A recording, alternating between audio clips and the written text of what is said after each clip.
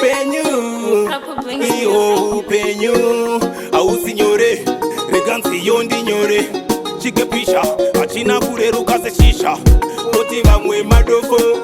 nekuti wakapasa wakafomfo achona magrade 7 ivone dzimba 11 ndopa unoona upenyu hauna shasha laifi haina fomila vakaitatsa vamwe vari popila upenyu hauna shasha inzira imwe mbumi uripuwa wakaongorora unobata shuwa upenyu hauna shasha laifi haina fomila vakaitatsa vamwe vari popila upenyu hauna shasha inzira imwe mbumi uripuwa wakaongorora unobata shuwa alrightin uchazvisoro chiti avo vari nani usingaone vari kutomhanya bani vane zvikwanitsa asi vane makambani vakatisiya wani makuru wani kuzamazama kusunga sepopochani tichiti pamwe ndizvo zvingaite nani haisi nyore uzotora namba 1 zvako zvingatode jorodhani upenyu hauna shasha laifi haina fomila vakaitatsa vamwe vari popila upenyu hauna shasha inzira imwe mbumi uripuwa wakaongorora unobata shuwa upenyu hauna shasha laifi haina fomila vakaitatsa vamwe vari popila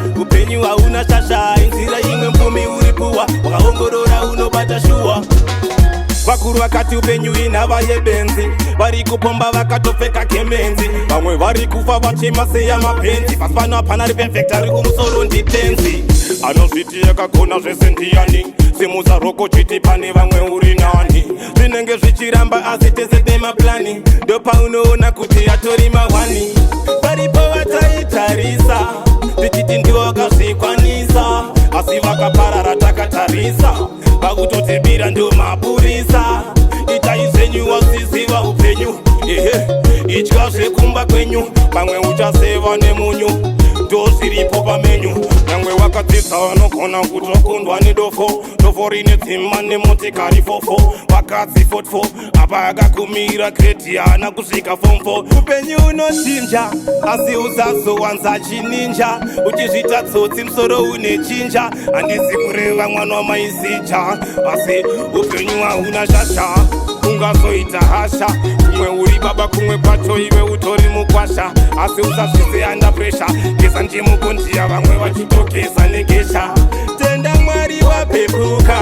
uregera nyangwe yakakutuka uchafara mangwana nyangwe wakumbuka asi iva wakarubeka hauna shasha laifi haina fomila vakaitatsa vamwe vari popila upenyu hauna shasha inzira imwe mbumi uripuwa wakaongorora unobata shuwa upenyu hauna shasha laifi haina fomila vakaitatsa vamwe vari popila upenyu hauna shasha inzira imwe mbumi uripuwa wakaongorora unobata shuwa